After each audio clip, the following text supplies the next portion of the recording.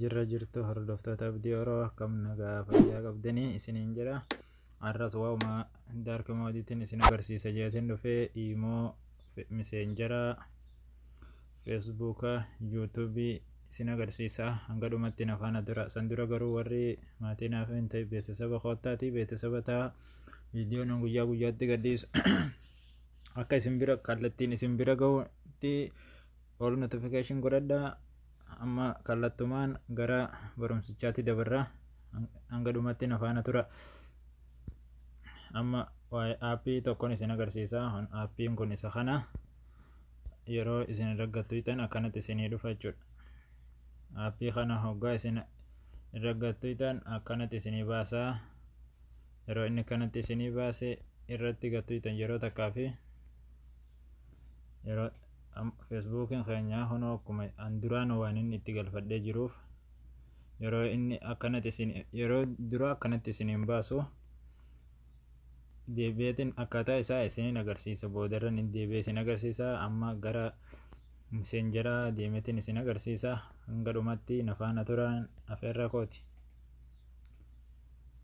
Miseenjara keenyas akka inni kana nuu ta'u jechuudha. Akkana godhachuudhaa fi miseenjarri yeroo nuti dura bannu akkana jechuudha. Miseenjarri keenya akkana yeroo nuti dura banan. Amma immoo kana eeysan akka kana godhatanii yeroo takkaaf duuba deebi'een isin agarsiisa. Yeroo takkaa fi bakka porofaayilii keessan kanarratti gattuutanii hoggaa porofaayilii keessan irra gattuutan bakki dark mode bakkeettun isiniif dhufti jechuudha. Fuula dura isaa kana ni bantaniif. Fuula isaa dura kana hoggaa isin bantan miseenjarri keenya haala miidhagaa ta'een haala ija namaaf tolutti isiniif gurraacha'ee jira jechuudha. Amma immoo kallattumaan ammas gara siitingii keessa deemna.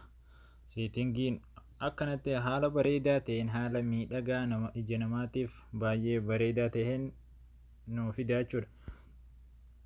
Amma immoo hoggaa siitingii keessa seentan bakka kanarra gattuutanii jechuudha.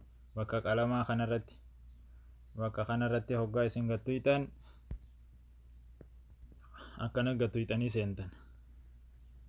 Kana hoggaa kana gootanii waan duraan gurraachamsadhee jiruufi malee diimateetis addaateet isinii fida. Adiin kun ija namaa harkisaa barreeffama tokko barreeffama kana ni agartan jeetii yaada. Ija namaatiif sirrii miti hoggaa ija namaa haalan namarra ture nama miidha. Amma immoo isin hoggaa isin dura akkasi keessa seentan bakka kana ni gartan jeetii yaada. Bakka kanarratti gattuutan yeroo takkaaf hoggaa isin akkanatti kanas tuutan isiniif banama. Amma kana akkanumatti dhiifadha waan ta'eef amma haala siitingii kiyya iddoo akka bareedaa ta'een jijjiiramee jira jechuudha. Ammas otuma fagoon deemnee gubbaa kana gad harkiftan. Gubbaa kana gad harkiftanii akka kana gootan yeroo takka. Yeroo akkas gootanii gubbaa tanarratti bakka night mode bakka jettu tanarra gattuutan yeroo takkaaf. Night mode tanarratti hoggaa isin tuutan haala bareedaa ta'een isinii gurraachaa ija namaatiif baay'ee bareedaadha. Hedduu ija namaatiis hin miidhu. Amma immoo kallattumaan gara yuutuubii deemee isin agarsiisa hanga dhumatti na wajjin tura jechuudha. Amma yuutuubiin kiyya akkanatti jira jechuudha. Amma immoo isin agarsiisa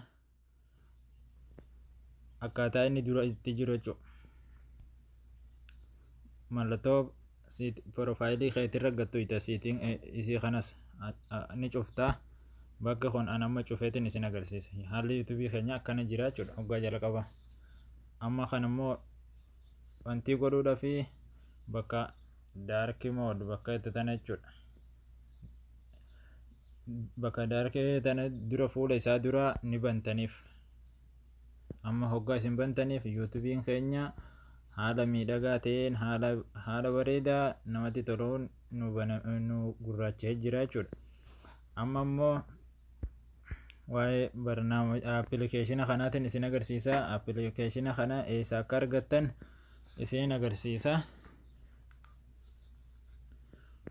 Appilikeeshinni wanti keessa jira jechuudha. Googilii keessa jira. googilii keessatti itti barreessitu jechuudha. Googilii keessan keessa seentanii googilii keessan keessa hoggaa seentan itti barreessitu jechuudha.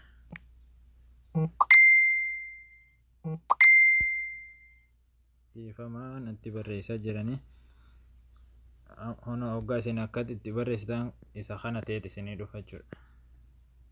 Hoggaa inni isa kana ta'eet isinii dhufa.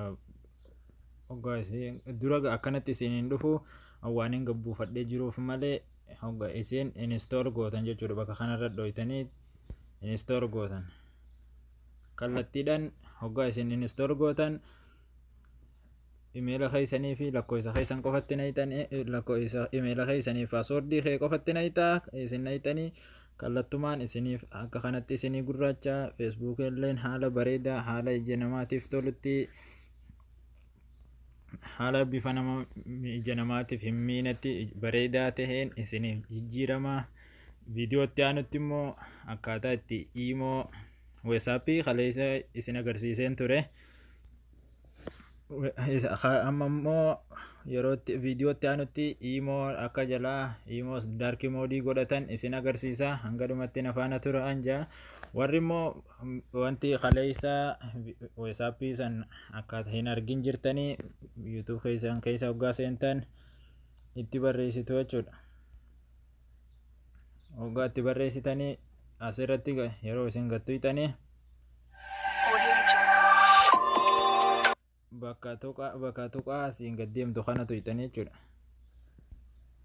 Bakka tuqaa tanarratti gattuytanii bakka qastii achi jirtu tanarratti jechuudha. Bakka tanarratti hoggaa isin gattuytanii bakka tanarra gattuytan hoggaa isin bakka tanarratti gattuytanii kallattiidhaan isiniif dhufaa jechuudha. Amma isin agarsiisaa irra gattuqeetiin isin agarsiisaa. Kunoo bakka qubni fakkiin quba namaa jirtu kana jechuudha. Kana hoggaa isin irra gattuytanii kallattumaan irratti gattuqeetiin isin agarsiisaa. Yookaan biroo googilii yookaan wooma biroo sara keessan isin filachiisaa. Yeroo isin irratti filattan googilii hoggaa isin filattan kallattiidhaan as isin fida jechuudha. Hoggaa inni as isin fide mallattoo kanarratti gattuytu jechuudha. Hoggaa isin as gattuytan